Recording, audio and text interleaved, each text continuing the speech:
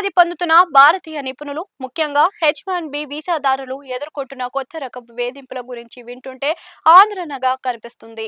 Social మీడియాలో views కోసం దేశభక్తి పేరుతో అమాయకపు నిపుణులను భయభ్రాంతులకు గురి చేయడం విచారకరం. 2026లో అమెరికాలోని హ్యూస్టన్, న్యూయార్క్ వంటి నగరాల్లో ఈ తరహా ఘటనలు పెరుగుతున్నట్లుగా నివేదికలు స్పష్టం చేస్తున్నాయి.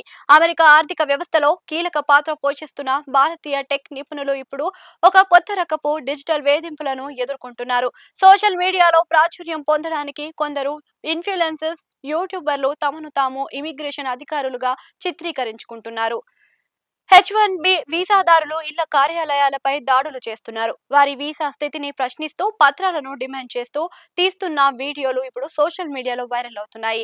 ఇది కేవలం వేధింపు మాత్రమే కాదు, ఒక వ్యక్తి ప్రైవసీని ఉల్లంఘించడమే. ఇటీవల టెక్సస్ కు చెందిన ఒక యూట్యూబర్ H1B కంపెనీలుగా రిజిస్టర్ అయిన చిరునామాలకు వెళ్లి అక్కడ ఆఫీసులను లేవు అని, అవి నివాస గృహాలు అని ఆరోపిస్తూ వీడియోలు తీశారు.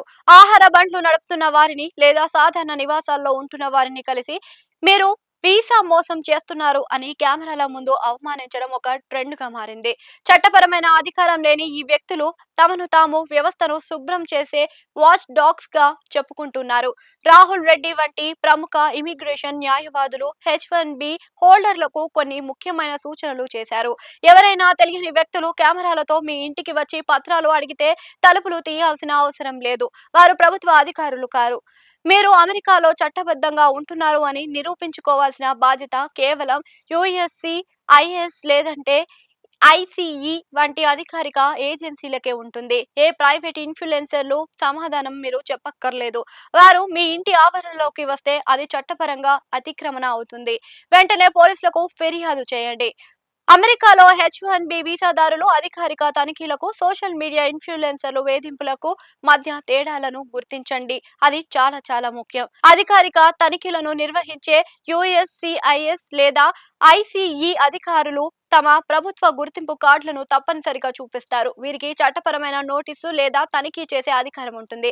కాబట్టి మీ రికార్డులను పరిశీలించే హక్కు వీరికి ఉంటుంది. ఈ ప్రక్రియ అంతా చట్టబద్ధమైన పద్ధతిలో జరుగుతుంది. టెక్నాలజీ నిపుణులతో అమెరికాను నడుస్తున్న భారతీయులు ఇలాంటి చౌకబారు ఇన్ఫ్లుయెన్సర్ల వల్ల ఆందోళన చెందాల్సిన అవసరం లేదు. చట్టం మీ వైపు ఉంది.